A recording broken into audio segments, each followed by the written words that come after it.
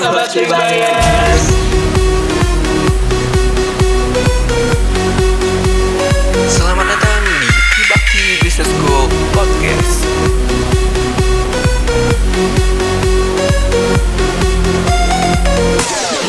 Balik lagi bersama kita di Triwikes dengan gua Tio dan Rizky. ini udah episode keberapa nih kira-kira? Udah puluhan ribu lah guys. Nah, gue baru kenal ya kita berdua. Iya, Gini ya. kita berduaan aja nih. Caster yang lain lagi pada sibuk sama kuliah mungkin ya, atau sama lagi ngebucin. Kita kali ini bakal berbincang-bincang dengan salah satu dosen Tribakti. Dokter guys. Dokter cinta bukan? Bukan. Kalau dokter cinta pasti banyak yang nggak jomblo, Anda tidak jomblo. Untung saya tidak jomblo. Oke, kita langsung saja perkenalkan narasumber kita. Selamat datang, Pak. Iya. Bapak Halo siapa sih? semua, saya dokter, bukan dokter. Oh iya. Jadi tidak begitu pakar soal cinta. Akuntansi boleh lah ya. Oke, Pak. Boleh perkenalkan diri, Pak? Oke, halo semua. Nama saya Indi Taufik. Saya dosen akuntansi di Tribakti. Saat ini menjabat sebagai Waket 1. Pendidikan saya S1-nya S1, S2, S3 akuntansi, S1 Universitas Bengkulu, PPAK pendidikan profesi akuntan saya di Universitas Pajajaran, S2, S3 saya di bidang akuntansi juga sama diselesaikan di Universitas Pajajaran. Jadi Sunda TH lah ya. Akuntansi guys, lagi dan lagi. Jadi nanti kita kayaknya dihitung keuangan kita. Nah Pak, saya mau tanya nih Pak. Coba Pak ceritakan sejarah singkat aja. Sejarah singkat. Histori singkat lah Pak tentang Bapak Endi ini. Kita panggilnya Bapak, Kakak, atau Mas, atau apa nih? Easy aja lah ya. Jadi kadang mahasiswa yang sekarang tuh manggil kalau udah lulus Abang, Mas, karena mungkin lebih nyaman deket aja ya. Karena memang udah tidak lagi dalam posisi akademik. Cerita tentang Histori Bapak. historis terkait apa nih? Histori terkait perjalanan Bapak menuju S3, S2 nih gitu. Sampai akhirnya jadi dosen. Iya. Saya lulus S1 itu 2006 ya. Dari 2006 dari Universitas Bengkulu, kampus negeri di Bengkulu ya, lumayan di Sumatera jauh. Terus kemudian melanglang buana ke Bandung. Dari Bandung itu 2007 awal kuliah di PPAK Pajajaran sambil kerja. Jadi ceritanya biasa lah, nyambi kerja di perusahaan manufaktur itu sebagai staf accounting. Lanjut kemudian jadi auditor, kemudian beres 2008 akhir itu sempat di Bogor. Nah di Bogor itu sambil kerja di kantor akuntan publik, masih 10 besar gitu ya. Terus kemudian lanjut diminta ngajar di D3 dulu, IPB Bogor 2007-2008 itu lagi pionir bangun ekonomi ya, ada D3 akuntansi. Nah saya ngajar di situ sambil S2. Jadi 2008 ambil S2 di Universitas Pajajaran, jadi sambil ngajar sambil kerja. Terus kemudian selesai 2010 itu pulang ke Bengkulu ceritanya. Jadi orang tua lagi seneng-seneng PNS gitu ya, lagi balik ke kampus di Bengkulu, sempat bantu di sana sebagai dosen tidak tetap, dosen muda ceritanya selama setahun. Terus kemudian nyambil juga ngajar di Universitas Terbuka dan selesai setahun 2011 itu ketemu istri yang sekarang. Itu ceritanya beliau lagi ngambil S2 juga di double degree Australia sama Singapura. Terus kemudian ya di jarak jauh lah ya, dengan zaman dulu masih SMS-an gitu. Terus kemudian 2012 menikah, 2011 akhir menikah, 2013 Jadi sambil S3 ngajar di UPN Veteran Jakarta, sambil juga konsultan dan manajer keuangan, sempat jadi manajer keuangan dan konsultan di beberapa perusahaan. Itu sih singkat profesinya saya. Alasan Bapak ingin menjadi dosen itu apa sih Pak? Nah, ini mungkin unik ya, jadi rada filosofis sedikit. Jadi waktu 2010 lah, lulus S2, sudah ngerasain kerja, udah kenal duit. Yang dulu zaman mahasiswa makan itu ngempel, begitu udah kenal duit. Waktu dulu tempat mahal di Bandung udah pernah dijabangin gitu ya, yang sekali makan bisa habis sampai 500-700 ribu, itu udah pernah nyicipin gitu. Nah, tapi ya ada harga yang dibayar, jadi nopen mungkin. Jadi begitu kita kerja di perusahaan, memang duitnya besar, tetapi harga yang dibayar mahal adalah kebebasan. Jadi kayak kita, apalagi auditor ya, profesi saya auditor, yang kita bisa kerjanya jam 8, pulang itu bisa sampai jam 1, jam 2 malam, tidur, terus kemudian besok udah berangkat lagi. Weekend pun kita masih kerja. Jadi rata-rata gaji waktu itu kira-kira kita bisa sampai 4 kali, 5 kali UMR. Nah, Anda bisa bayangin gedenya gaji auditor ya, tapi ada harga yang dibayar. Nah, terus kemudian satu-satu senior-senior saya itu udah mulai berpikir, kita lagi zamannya apa ya, kalau istilah sekarang itu kamu lagi bertanya-tanya gitu ya, dalam diri ini hidup gua mau dibawa kemana gitu. Jadi berangkat pagi, pulang pagi itu bukan pekerjaan manusia normal.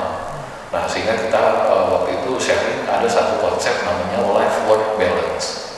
Hidup kerja itu harus balance. Nah, pekerjaan kita ini tidak bisa membalancekan dua hal itu. Mulailah saya diminta sempat sebelum-sebelumnya punya pengalaman ngajar di Bogor di D3 itu sekitar tadi 2006-2007 ngajar di D3 akuntansi. Kok lebih enak ngajar, waktu lebih fleksibel, kita masih bisa nikmatin hidup, terus bisa sambil kerja-kerja part-time sebagai konsultan dan segala macam. Terus kalau ketemu mahasiswa bawaannya seger gitu ya, bisa komunikasi, bisa ya lucu-lucu fun-funnya ada. Beda dengan kita yang lebih seriously, kita yang tuntutan pekerjaan, yang waktu bercanda pun juga relatif sedikit. Jadi itu pertimbangan saya, kayaknya dosen agak lebih enak gitu ya. Oke, wah tadi gajinya 4 kali lipat ya. Iya. Sebenarnya nggak gede, kecil segitu ya. Tapi ada yang dibayar Nominalnya waktu. doang Iya. ya, lumayan gitu. belum melihat yang ini range-nya ya, yang pada saat itu kurang lebih 4-5 kali gaji. Kita ada senior kita di kuliah itu GM 40 kali UMR. Wow. Anda bisa bayangin. Jadi saat itu UMR Bandung zaman saya ya masih sekitar 2 juta, 2 juta setengah. Gaji beliau tuh udah berkali-kali lipat. Jadi begitu dikasih selit gaji itu, ini gaji gue sebagai GM itu 60 juta, itu rasanya sakit kalau gitu. Buset, 60 juta gitu. Tahun itu loh ya, tahun itu. Anda bisa bayangin. Oke, pantasan banyak kucing ya. Banyak di sugar. Oke, kita lanjut balik ke pertanyaan ya. Pak, saya mau nanya nih, pengalaman Bapak dalam mengajar di Tribakti itu seperti apa sih Pak? Ada hal suka atau hal dukanya? Oh ya kita nggak bisa inilah bahwa tempat saya ngajar mulai dari swasta, negeri ada plus minus ya. Beda dengan kampus negeri. Saya dulu pernah di Universitas Bengkulu sebagai dosen muda lah, ya baru lulus bantu gitu ya, tapi bukan PNS-nya. Dan di UPN Veteran itu saya dosen P3K, tapi di kampus yang negeri ya, peralihan waktu itu swasta ke negeri. Inputnya berbeda, jadi ibaratnya kita ngasih sesuatu pun sedikit mereka bisa berkembang gitu ya. Tantangan di swasta nggak cuma di Tribakti, jadi beberapa kampus swasta, even swasta di Bandung pun yang pernah saya masukin, itu mereka berangkat dari cerita yang berbeda. Satu, kalau negeri kan cuma swasta mereka sambil bekerja. Nah otomatis cara berpikir mereka lebih pragmatis. Jadi ketika gue belajar ilmu, value yang gue dapat di dunia kerja ini apa? Itu beda sekali. Anak-anak swasta kecenderungan berpikir ini lebih tinggi daripada anak negeri. Kalau anak negeri dikasih oke. Tapi kalau anak swasta karena mereka susah nyari duit ya, bahkan sambil bekerja, mereka cenderung memilah beberapa pelajaran. Ketika saya belajar ini, value yang saya dapat apa? Saya bisa apa? Dunia luar mau nggak bayar saya mahal atau tidak? Nah, tentu saja cara berpikirnya beda. Dan terus kedua, proses screeningnya kan berbeda dengan negeri. Kalau negeri screeningnya bagus ya, UMPTN, ya, kalau sekarang SPMB kurang lebih kayak begitu. Kalau swasta relatif tidak. Sehingga kita bertemu dengan mahasiswa dengan cara berpikir yang beda-beda atau kemampuan berpikir yang beda-beda. Beda kalau kita ketemu di kampus negeri, semua standar. Jadi bisa masuk fakultas ini, prodi ini, nilai minimal sekian. Nggak bisa, berarti nggak memenuhi, nggak bisa masuk. Kalau swasta kan beda ya, berapapun masuk kita terima. Nah, tantangan mengajarnya pun jadi berbeda. Itu mungkin uniknya ya. Oke. Nah, Pak, Mas nyambung yang tadi nih Pak, mahasiswa Trisakti juga. Menurut Bapak, karakter mahasiswa di Trisakti itu seperti apa? Karena datang dari orang yang beda-beda, cara berpikirnya beda-beda.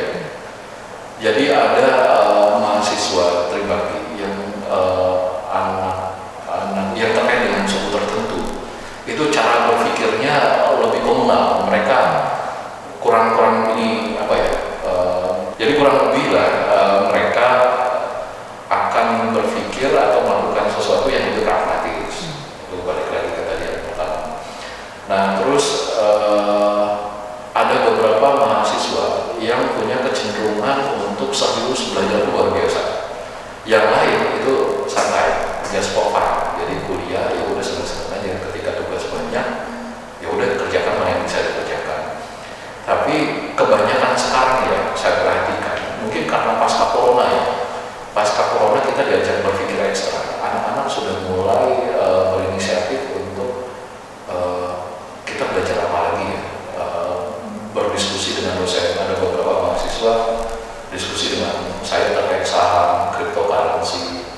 Pak, saya punya uang sekian, enaknya diapain ya. Jadi saya lihat kecenderungan anak-anak Trisakti yang baru-baru ya khususnya itu antusias ke dunia pasar modal, dunia finance itu relatif lebih tinggi.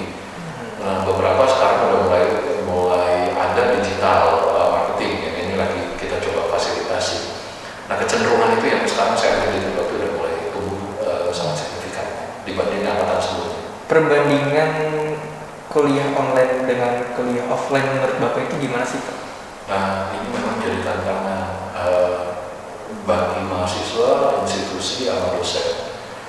Kuliah online kan beda ya. Kadang kayak tadi kan, saya cek mahasiswa tidak tahu, kadang dia bisa tidur. Atau ya udah lama amat nih dosen ngomong apa gitu. Esensinya kadang nggak dapat ya. Komunikasi kita satu arah. Ya beda dengan perkuliahan yang kita bisa dua arah. Terus kemudian di kelas itu kita suka simulasi kasus, kita bisa bahas. Nah, kecenderungan ini jadi berbeda. Tetapi online ini mau nggak mau ya, karena semua segi dipaksa lebih cepat. Jadi kalau Anda nonton Nas Daily itu YouTuber gitu ya, itu di Facebook banyak sekali pembahasan tentang video Nas Daily. Kita dipaksa tumbuh lebih cepat dengan corona. Salah satunya adalah lebih adopt dengan teknologi. Nah, memang satu sisi memunculkan kelemahan. Kayak tadi saya bilang, interaksi kita jadi janggal, bentuk pembelajaran yang harusnya bisa maksimal dengan offline jadi kurang maksimal dengan online. Tapi mahasiswa dididik lebih berpikir lebih fisik, lebih komprehensif ya. Dan mereka datang dari anak-anak yang sudah terbiasa dengan teknologi. Jadi kalau kita bicara, oh ini resource dari buku-buku top, itu menurut mereka udah sesuatu yang nggak bisa mereka terima gitu.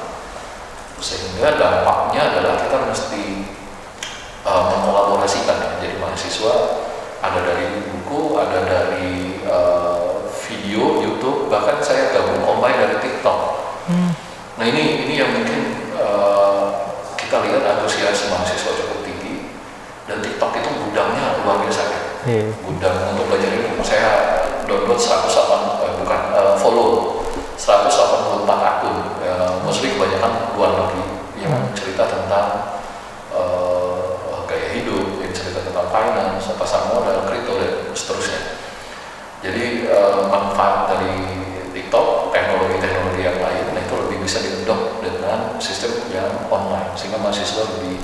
nangkep ya, Oke. ketimbang kita kayak kuliah offline dengan cara online.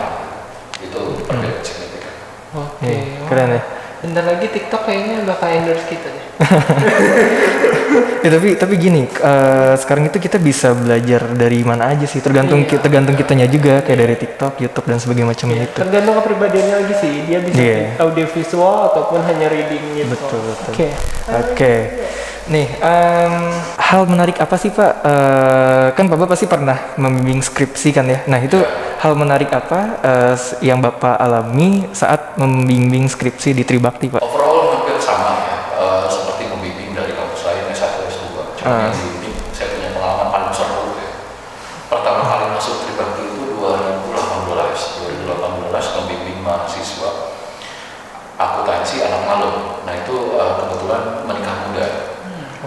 Menikah muda, terus lagi hamil sekian berapa bulan gitu ya. Nah, kalau bimbingan yang lain, SMS-nya berbeda. Gitu. Bapak kapan ada waktu? Bapak kapan punya waktu yang nyaman? Even nanti tiba-tiba mereka sudah datang, udah janjian, kita ada rapat dadakan, kan kita suka tunggu dulu ya. Atau mungkin ya nanti aja deh dibalas. Gitu. Tapi kalau yang ini agak unik. Gitu. Malah beliau yang ngomelin dosen. Bapak saya udah nunggu lama, ini Bapak jadinya gimana? Nah ini anaknya baik, tapi mungkin karena hormon ibu-ibu ya. Tapi mama itu dan raja jalanan gitu ya. Nah karena hormon ibu-ibu ini yang menjadi unik. Gitu. Jadi bimbingannya agak punya seni adalah saya baru pertama kali ngebimbing ibu-ibu. Ibu-ibu jadi galakan dia gitu. Jadi ketika kita kasih revisi, Bapak jangan kasih revisi ini banyak-banyak, nanti kepala saya pusing. Kalau kepala saya pusing, anak saya sakit, nanti gimana? Itu seni. Untung nggak bimbing naik motor, belok kanan. Tapi overall anak yang saya bimbing bagus-bagus. Mereka punya passion. Ya karena tadi ya, berangkat dari gua kerja, terus gua pengen dapat ilmu. Karena gue bayar dari kampus dan duitnya itu didapat dari kerja dengan berdarah-darah, jadi mereka punya kecenderungan yang serius untuk mengerjakan sesuatu. Oke, wah. Pak, saya mau nanya nih, kan berarti Bapak sudah pernah membimbing ya ibu-ibu yang tadi nih, atau apa bimbingan Bapak lainnya? Masih berhubungan baik nggak sih Pak sampai sekarang? Atau So mereka far, masih kabar gitu? Alhamdulillah ya. Jadi nggak cuma ini ya. Jadi beberapa mahasiswi bimbingan saya yang dari berbagai kampus lain, ya khususnya Tribakti itu masih berhubungan baik. Kayak pernikahan mereka datang ya, atau kayak kemarin Pak kakak saya ada menikah, kalau Bapak ada waktu datang, sampai anak mereka yang ada yang baru menikah terus ada yang punya anak itu kita masih hubungan baik sampai sekarang. Jadi ya itulah kurang lebih ya. Jadi kalau suka ada nanya, bahkan mereka udah lulus pun suka nanya terkait dengan perkuliahan mereka, bukan perkuliahan, pekerjaan mereka. Jadi kalau ada kendala ini perhitungan pajaknya bagaimana Pak, ini juga masih ada. Dan itu jadi value-nya kita kan, masih punya hubungan baik. Oke nih Pak, next. Kenapa sih Pak Bapak memilih Tribakti sebagai tempat untuk menjadi dosen dan sebagainya? Satu, saya sudah ribuh ya dengan Jakarta ya. Dari Karawang Jakarta itu lumayan ya. Nah terus kemudian jalan tengahnya paling enak di sekitaran Bekasi. Yang kedua, waktu masih ada almarhum Pak Naik Kopi, itu saya diundang khusus interview dengan beliau. Tentu saya tuh tersentuh dengan komitmen beliau. Jadi saya bangun kampus ini bukan nyari keuntungan. Saya ingat beliau ngomong gitu. Karena yang saya tahu kan beliau dokter sesolog ya. Terus kemudian beliau juga pemain saham. Nah sahamnya pun bisa sampai miliaran. Nah beliau itu cerita bagaimana dulu masa kecilnya susah mengakses pendidikan. Nah terus punya mimpi besar, kalau saya sukses nanti saya akan bangun kampus khususnya untuk memberikan ruang bagi orang-orang yang terbatas pendidikannya. swasta khususnya yang cara berpikir mereka itu profit murni. Nah, di Tribakti ini tidak profit murni. Anda bisa bayangin, logisnya ada sebuah kampus nawarin beasiswa 90%.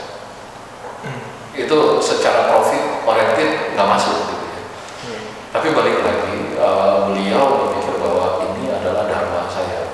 Nah, itu yang membuat saya berpikir Tribakti ada lebih ya dibandingkan kampus lain. Oke.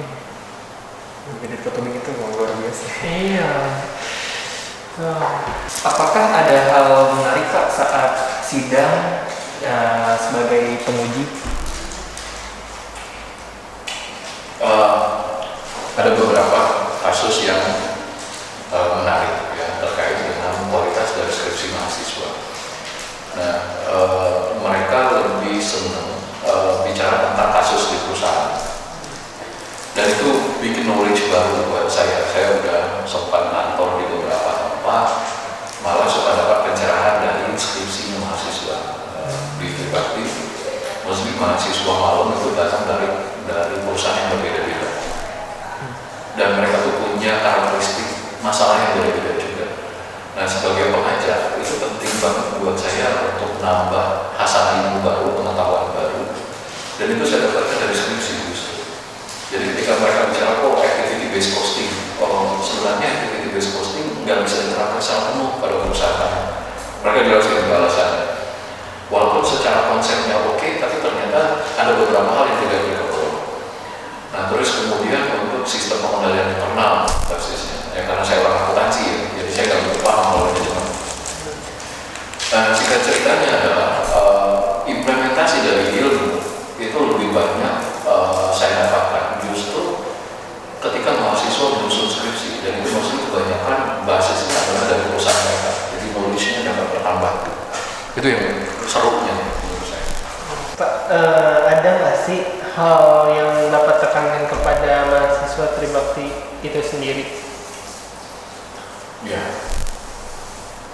2021 tantangan itu makin gede, sehingga kita ini diharapkan untuk kompleks ya, berpikir kompleks. Nah, saya suka share even mahasiswa dengan mahasiswa S2, saya juga ngajar S2 di beberapa kampus, baik itu magister manajemen dan magister akuntansi. Dan mereka tuh dapat banyak cerita-cerita yang unik.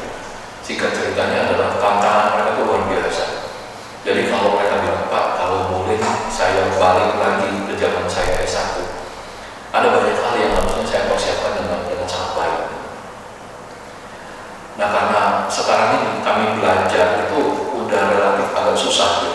Ketika Anda kerja dan nyambil belajar itu bukan pekerjaan yang mudah, apalagi kalau Anda sudah berkeluarga. Nah, waktu yang paling enak belajar itu ketika Anda yang masih kuliah, ya, di mana tanggung jawab Anda mungkin tidak sebanyak ketika Anda sudah bekerja. Nah, misalkan kayak seperti cara berpikir yang kompleks, bagaimana Anda berorganisasi, karena organisasi itu akan membentuk karakter Anda juga. Bagaimana cara Anda berkomunikasi dengan orang lain, yang itu jadi beda. Nah, terus kemudian juga kita dihadapkan pada kemampuan untuk berpikir horizontal. Jadi saya S1, S2, S3 akuntansi, tetapi saya juga ikut kursus digital marketing. Even saya tidak paham betul, tapi saya tahu digital marketing seperti ini.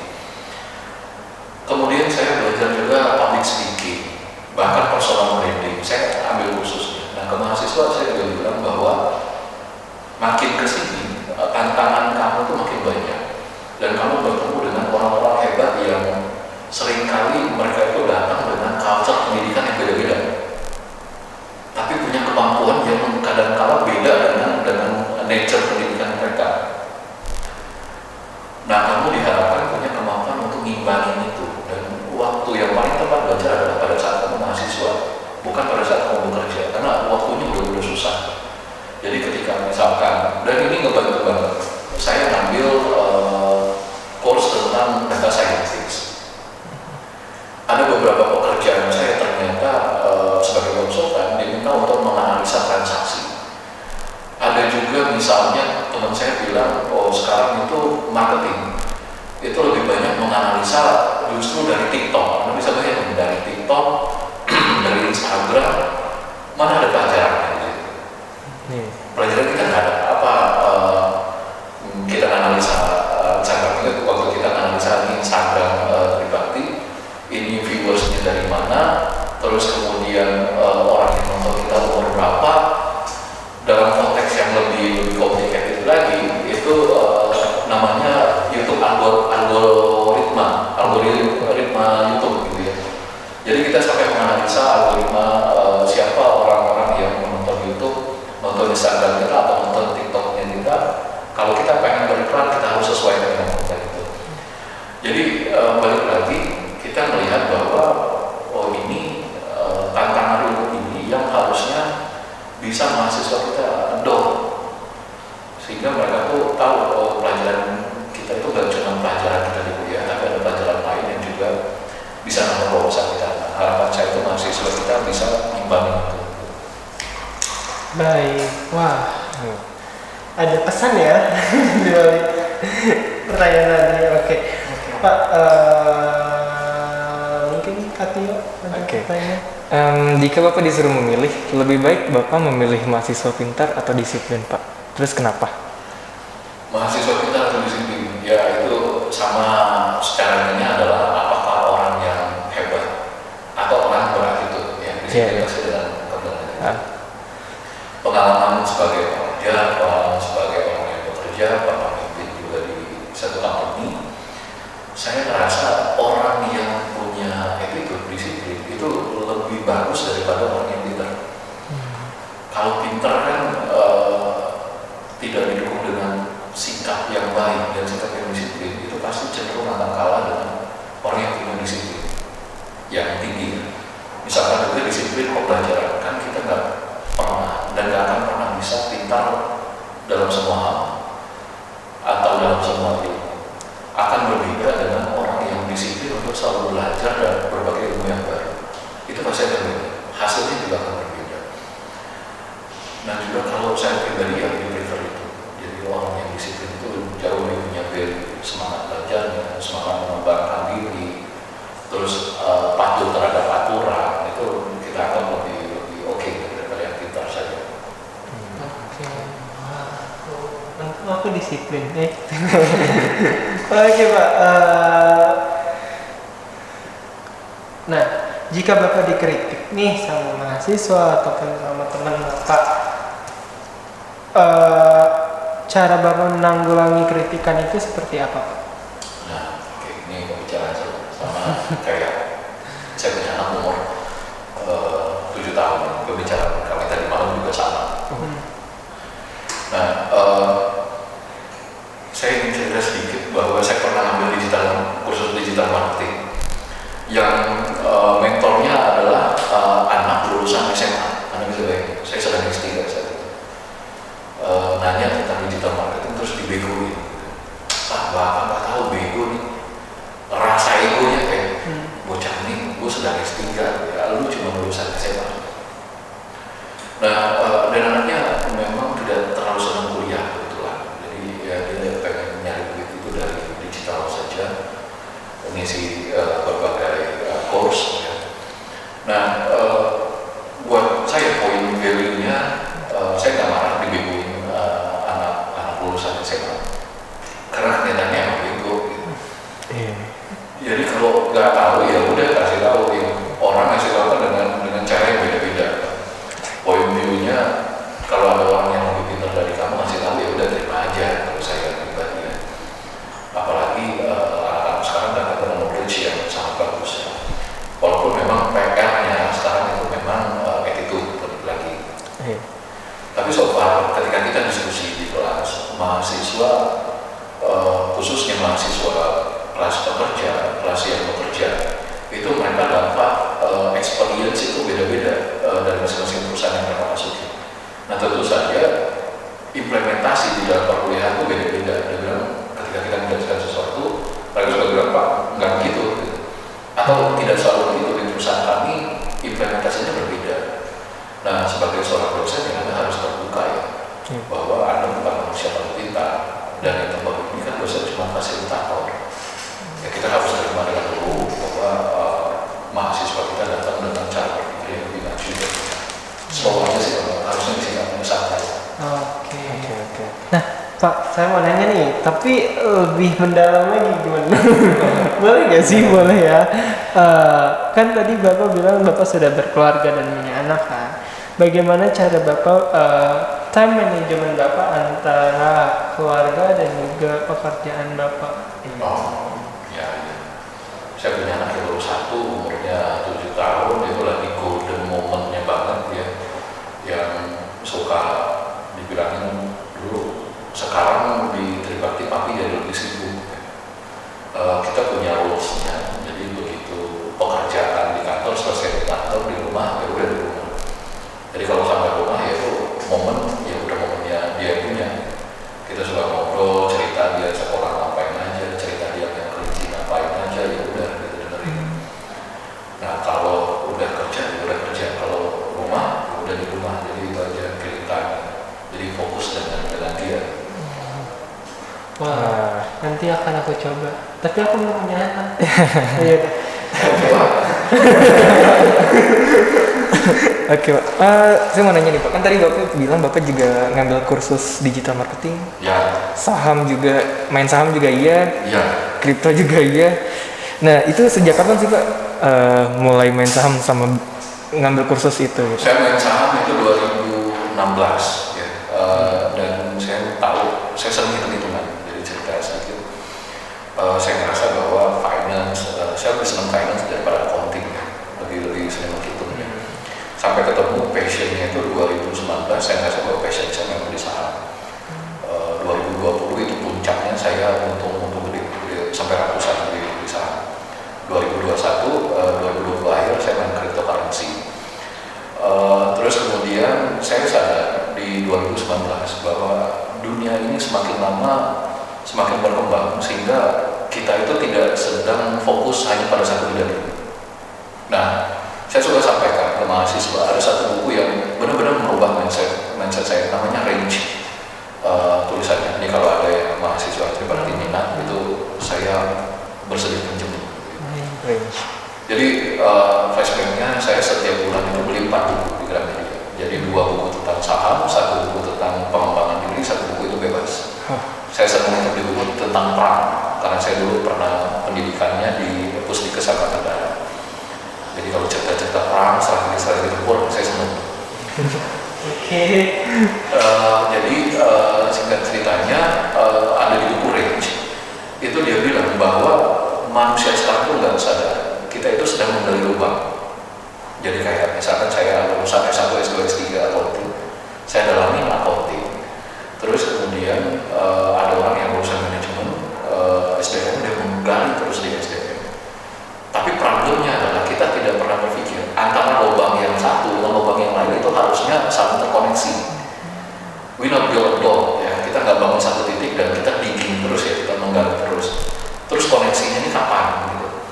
Nah sehingga kita butuh orang yang generalis, di mana orang ini mampu mengkoneksi antara satu bagian dengan bagian yang lain, dan manusia yang bisa seperti itu pasti sukses. Saya ambil contoh, misalkan saya sebagai auditor, saya bisa ngerjain audit, tetapi ketika ngomong sama klien, kita butuh kemampuan komunikasi. That's why saya ambil khusus komunikasi, personal komunikasinya.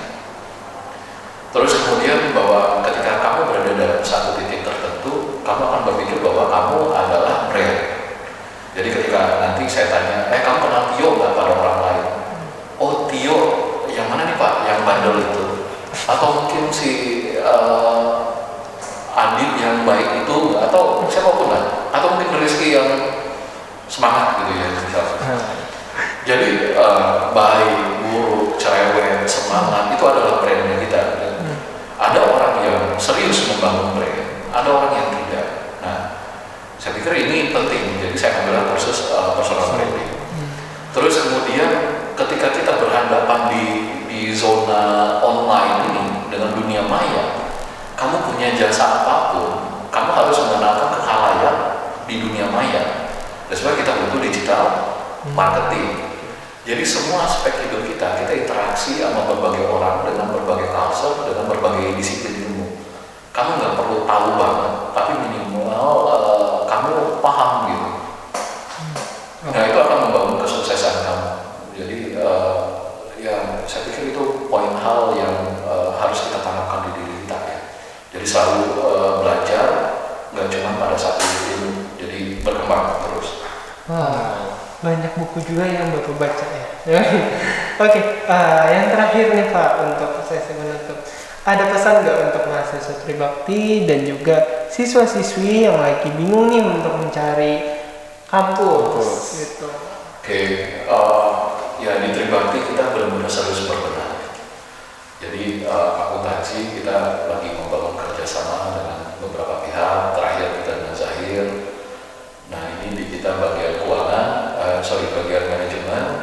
Kita juga lagi berbenah. 2021 ini kita lagi bangun kurikulum baru.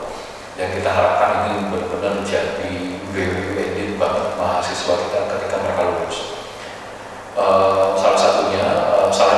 Salah duanya menjadi penekanan kita adalah keuangan dan pasar modal. Yang kedua adalah digital marketing. Nah kita lagi mengundang para praktisi di bidang-bidang ini untuk diskusi supaya lulusan kita punya kemampuan digital marketing yang hebat harus seperti apa, ilmu apa yang dipelajari, pasar modal pun sama. Nah KSPM kita juga agak agresif juga untuk pengembangan diri kan, membuat beberapa seminar-seminar untuk pasar modal.